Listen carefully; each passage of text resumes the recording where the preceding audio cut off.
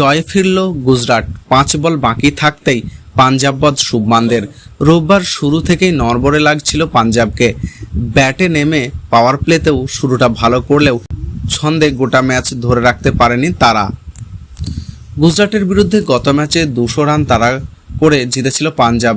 রবিবার তাদের বিরুদ্ধে 150 রানের গন্ডি টপকাতে পারেনি তারা। 142 রানে অল আউট হয়ে যায় প্রীতির দল। জবাবে ব্যাট করতে নেমে 3 উইকেটে ম্যাচ জিতল শুভমানরা। রবিবার শুরু থেকেই নড়বড়ে লাগছিল পাঞ্জাবকে। ব্যাটে নেমে পাওয়ার প্লেতে শুরুটা ভালো করলেও ছন্দে গোটা ম্যাচে ধরে রাখতে পারেনি তারা।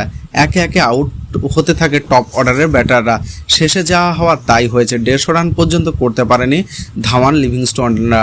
142 রানে গুটিয়ে যায় তার দল।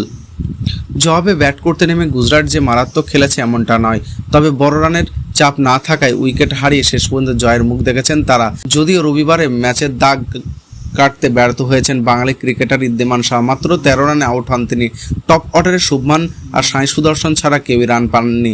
গুজরাটের হয়ে পারফেক্ট ফিনিশার কাজ করেছেন রাহুল তেতারিয়া। 18 বলে 36 রানের গুরুত্বপূর্ণ ইনিংস খেলেছেন তিনি। তার ব্যাট না চললে এই ম্যাচে ভুগতে হতো শুভমানদের, কারণ 142 রান তুলতে 7 উইকেটে হারতে হয় তাদের। শেষমেশ 5 বল বাকি থাকতেই ম্যাচ জেতে গুজরাট টাইটান্স। আরও একবার অল্পের জন্য জয় হাতছাড়া হলো পাঞ্জাব কিংসের। 142 রান তুলেও লড়াই করছিল তারা, কিন্তু ঘরের মাঠে শেষ পর্যন্ত গুজরাট টাইটান্সের বিরুদ্ধে হেরেই গেল পাঞ্জাব। তবে লড়াই চলল শেষ ওভার পর্যন্ত। 3 উইকেটে জিতল গুজরাট। প্রথমে ব্যাট করে 142 রান তুলেছিল পাঞ্জাব। গুজরাটের স্পিনারদের দাপটে বড় রান তুলতে পারেনি তারা। শিখর ধাওয়ানের চোট এখনও সারেনি। তার জায়গায় নেতৃত্ব দিচ্ছেন স্যাম কারেন। তিনি ওপেন করছেন ব্যাট হাতে, কিন্তু টি-20 ক্রিকেটে ওপেনার হিসেবে খেলতে নেমে 19 বলে 20 রান করলেন। বড় রান করা কঠিন নয়, পাঞ্জাবের ক্ষেত্রে তাই হলো। তবুও প্রভু সিমরন সিংহ 21 বলে 35 রান করার প্রথম 5 ওভারে 50 রান তুলে ফেলল পাঞ্জাব কিংস। তিনি আউট হতে ভেঙে পড়ল দল। শুরু হয়ে যায় গুজরাটের স্পিন আক্রমণ। গুজরাটের হয়ে সবথেকে বেশি উইকেট নিয়েছিলেন সাই কিশোর। 4 ওভারে 33 রান দিয়ে 4 উইকেট নেন তিনি। 2 উইকেট নেন আফগান স্পিনার নূর আহমেদ। 1টি উইকেট নেন রশিদ খান। এই 3 স্পিনার মিলে 7 উইকেট তুলে নিলেও পাঞ্জাবের মিডল অর্ডার ভেঙে যায়। রান পায়নি লোয়ার অর্ডারও। 2 উইকেটে নেন পেসার মোহিত শর্মা।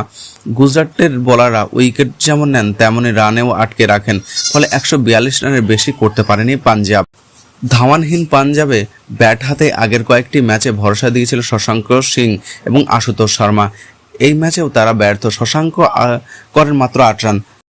আশুতোষ 3 রানের বেশি করতে পারেনি। তাদের দুজনেই আউট করেন কিশোর।